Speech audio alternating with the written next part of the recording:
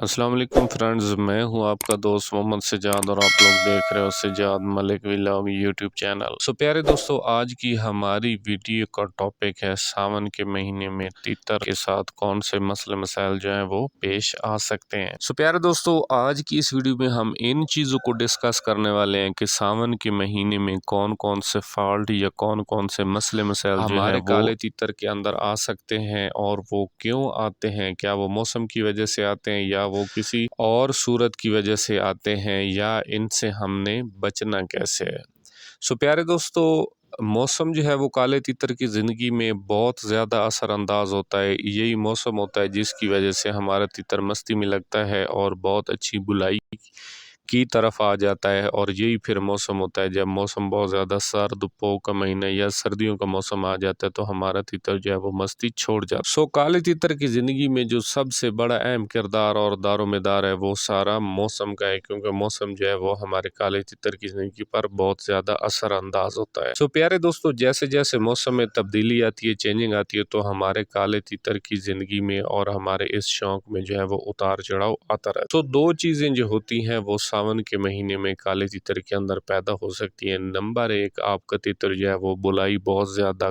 कम कर जाता है, और नंबर दो, कहीं न कहीं हम जब उसके साथ एहतियात नहीं करते हैं, चेंजिंग नहीं करते हैं, पिछले मौसमों के साथ हम अपने काले तीतर को चलाने की कोशिश करते हैं, जिसकी वजह से हमारा तीतर क्रीज में लग जाता है। प्यारे दोस्तों, एक तो मौसम बहुत ज़्यादा सख्त हो जाता है। सबसे पहली चीज़ के तीतर बुलाई क्यों कम कर जाता है जी, सबसे पहले इस चीज़ पर आते हैं। बुलाई तीतर इस वजह से कम कर जाता है कि मौसम जो है वो बहुत ज़्यादा सख्त हो जाता है। इसके अंदर जो है वो हबस बहुत ज़्यादा होती है। तो हम लोग क्या करते हैं कि तीतर को जो है चेंजिंग नहीं करते, जिसकी वजह से पिछले महीनों की तरह तीतर जो है वो बुलाई नहीं करता, बुलाई बहुत ज़्यादा कम कर जाता है।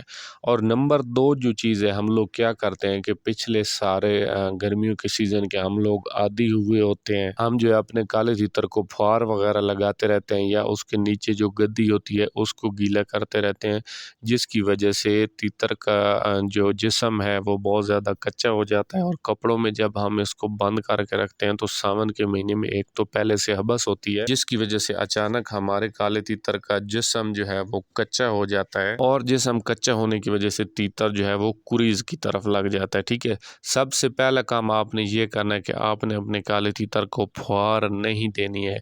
जैसे 7वें महीने की 15 तारीख से अभी जो है वो सावन के महीने का आगाज़ हो जाना है और 8वें की 15 तक सावन का महीना रहना है, तो आपने काले तीतर को बिल्कुल फुहार नहीं देनी।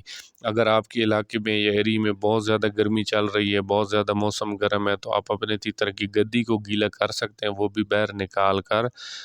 इसके अलावा आपने अपने तीतर को फुहार नहीं देनी। इंशाल्लाह आपका तीतर जो है वो कुरीज में नहीं लगेगा। नंबर एक एहतियात आपने पहले ये करनी है, और नंबर दो आपने क्या करनी है कि आपने बिल्कुल हल्के और पतले कपड़े में अपने तीतर को बंद रखना है। 2 से 3 कपड़ों में बंद नहीं करना है, या मोटे और भारे कपड़े में बंद नहीं करना है, या बिल्कुल ही सारा सारा दिन आपने अपने तीतर को बंद नहीं करना है। जैसे आप ये दो काम करोगे, या ज़्यादा उसको फुहार लगाओगे, या उसको 2 से 3 कपड़ों में बंद करके रखोगे, या पूरा पूरा दिन उसको बंद रखोगे, 2 से 3 दिनों के अंदर अंदर आपका तीतर क्रीज की तरफ चला जाएगा। और क्रीज में तीतर तब आता है जब उसका जिस्म कच्चा हो जाता है, और जब एक तीतर का जिस्म कच्चा हो जाता है, वो क्रीज की तरफ लग जाता है, ऑटोमेटिक वो 50% बुलाई कम कर जाता है, या कहीं कहीं ऐसा हो जाता है कि आपका तीतर बिल्कुल ही बुलाई बंद कर देता है, जिसकी वजह से एक मालिक और शौकीन को ये पता नहीं होता है, एक नए बंदे को, कि मेरा तीतर बुलाई कम किस वजह से कर गया या बिल्कुल छोड़ क्यों गया है।